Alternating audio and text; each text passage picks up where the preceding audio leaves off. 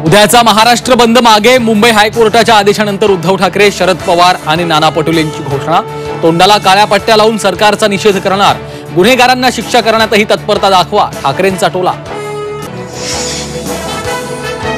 मुख्यमंत्री पदाच्या चेहऱ्यावरून महाविकास आघाडीत धुसफूस, मुख्यमंत्री पदासाठी आमच्या पक्षात कुणीही इच्छुक नाही, शरद पवारांचं वक्तव्य।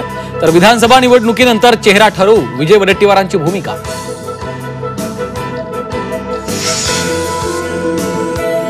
विधानसभा निवडणुकीसाठी राज ठाकरेंची जोरदार मोर्चे बांधणी। भाजपच्या वणी मतदारसंघातून राजू उंबरकरांना उमेदवारी, आतापर्यंत 7 विधानसभा उमेदवारांची घोषणा। शरद पवारांनी फोडला भाजपचा मोहरा, समरजित घाटगेंची राष्ट्रवादी शरद पवार गटात प्रवेश करण्याची घोषणा। जयंत पाटलांच्या उपस्थितीत कागलमध्ये समर्थकांचा मेळावा, 3 सप्टेंबरला हाती घेणार तुतारी। चंद्रपुरात 25 वर्षांच्या मनोरुग्ण तरुणीवर सामूहिक बलात्कार, व्हिडिओही व्हायरल। 5 जण पोलिसांच्या ताब्यात, नराधमांना भर चौकात फाशी द्या, भाजप नेत्या नवनीत राणांची मागणी।